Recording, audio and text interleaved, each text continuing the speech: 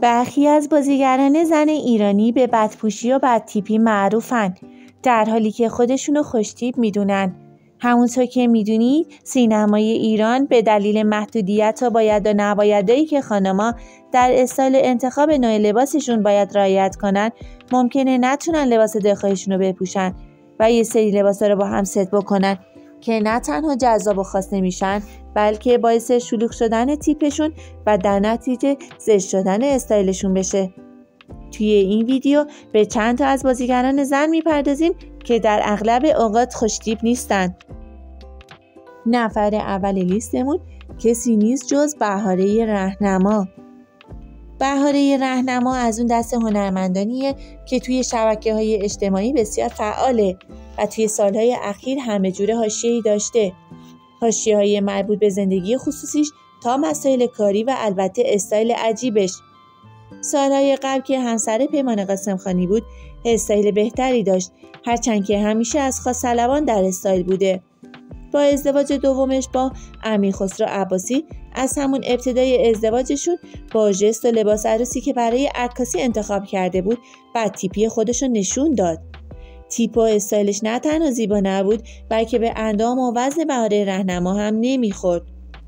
توی یکی از استایل‌های اخیرش یک پیرهن خالخالی با یک کت سفید ست کرده. تا اینجای استایل خوب و قابل تحمله، اما این استایل زمانی عجیب میشه که اون رو با شلوار لگینگ مشکی و کفشای کتان شدیداً درشت پوشیده. نفر دوم الهام حمیدی.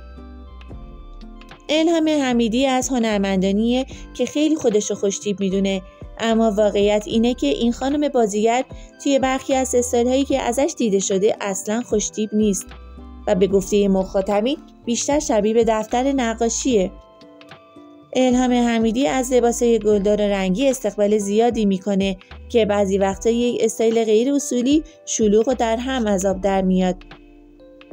توی یکی از مراسم‌های سینمایی هم با لباسی کپی شده اومده بود که از یه مدل سیاه‌پوست در فشن شو تقلید کرده بود که این هم با توجه به فرهنگ و سلیقه ایرانی اصلا جالب نیست. توی یه تصویر اون رو با کت سفید طرحداری می‌بینیم که به خودی خود جذابه. نکته ماجرا اینجاست که خانم حمیدی این کت کوتاه با شلوار جین راسته از اونایی که توی دهه 80 می‌پوشیدیم ست کرده. شلوار تو قسمت ران و زانو زاپایی هم داره که اوضاع وخیم‌تر کرده. نفر سوم نفیسه روشن. اشتباه نکنید، این استایل نفیسه روشن مربوط به 15 سال قبل نیست. او این تصویر را همین چند وقت پیش منتشر کرد. کاری با مدل عجیب و غریب مانتوش که سالهای قبل هم به سختی میشه اونو پوشید ندارم. مشکل میزان زرق و برق استایلشه. البته شاید انتخاب بدی نبود اگه با شلوار پارچه لمه و ست کردنش با کفشای پاشنه‌دار لمه و همچنین ست کردنش با کیف لمه استایلش رو دموده نکرده بود. نفیسه روشن در اکران شاهنقش استایل بوهو زده ولی سبک شخصیش نبوده. تنها به اون استایل نزدیک شده. این استایل اونو بعد از مدت‌ها نقل محافل کرد.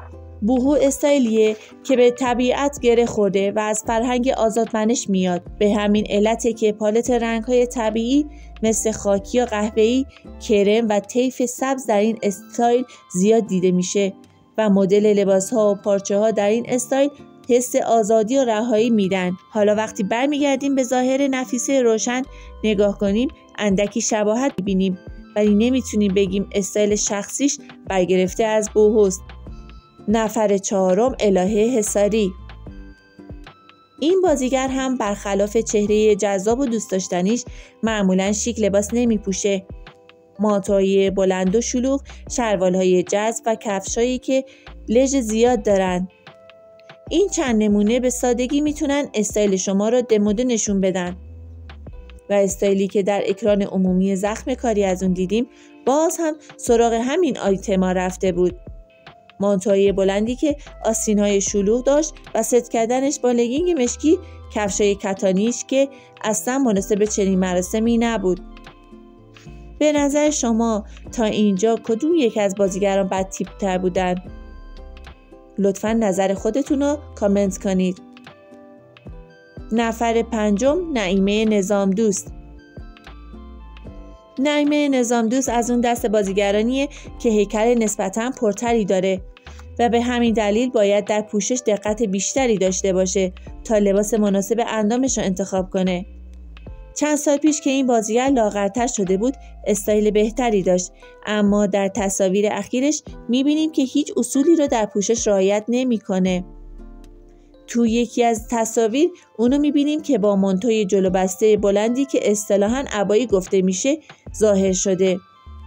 این پیرهن‌ها باعث میشن که شما درشتر دیده بشید. از جنس پارچه هم بگذاریم که به هیچ عنوان مدل انتخاب نشده بود. نفر آخر لیستمون زوج هنری نوید محمدزاده و فرشته حسینی هستند. نوید محمدزاده و فرشته حسینی هم از دست بازیگرانی هستند که چنین انتخابی در سبک لباس دارند. این زوج که در عین حال که از نظر بیشتر مخاطبین بد تیپ و بد پوشن، اما دنبال روی سبک خاص در استایل هستند، مثل سبک گوچی که همه چیز رو در هم ست میکنن و در آخر هم زیبایی خاصی نداره اما اسم و رسم داره. ممنون که تا آخر ویدیو موندید. کانال خودتون رو سابسکرایب کنید و زنگوله رو بزنید. لایک و کامنت یادتون نره.